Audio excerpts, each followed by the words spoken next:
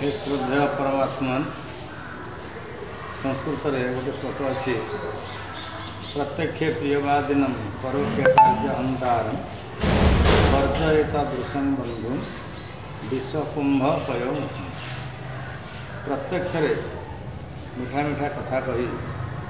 परोक्ष जे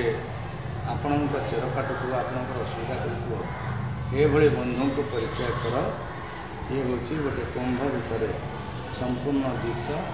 एवं ता मुहर टिके क्षीर थिला सदृश तेरे हे श्रद्धेय परमात्मा आपण मैंने समस्ते जानते भगवान समस्त को एक शक्ति देइछन्ति से शक्ति द्वारा से जापर तार शत्रु किए आउ मित्र किए तार उन्नति रे क्यों व्यक्ति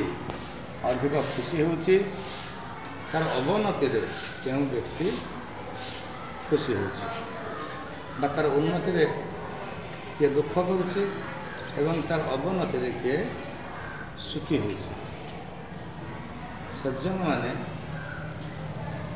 अन्यर उन्नति रे खुशी होती एवं दुर्जन माने अन्यर उन्नति रे दुख प्रकाश करते पक्षांतर अन्यर सुख देखले जली जाते तेरे ईश्वर समस्त को यही शक्ति देते आम कहीं क्या ईर्षा करवा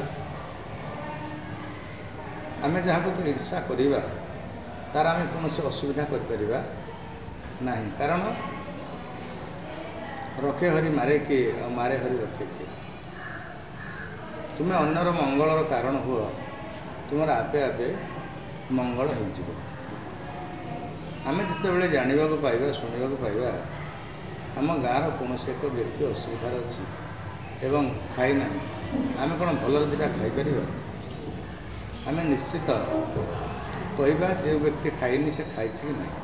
जदि से खाई था आसंता काल देखी तापाई किसी व्यवस्था आम आम तरफ कर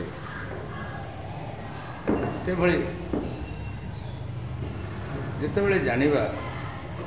जड़े दुष्ट सांग से दुष्ट सांग ठारू टिके आम दूरे जा दुर्जन संगे मिलन अकाले मृत्यु लक्षण तेरे से ठाकुर कहते साधु संग कर सार रस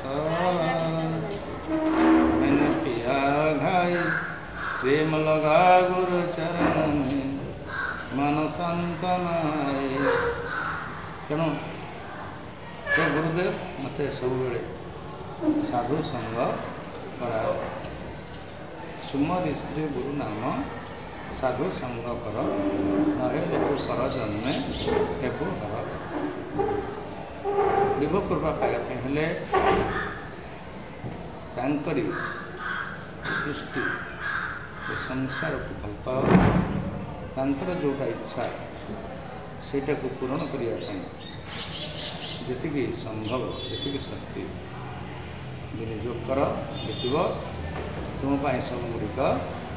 सुगम सरल सहज एवं आनंदमय हो उठे।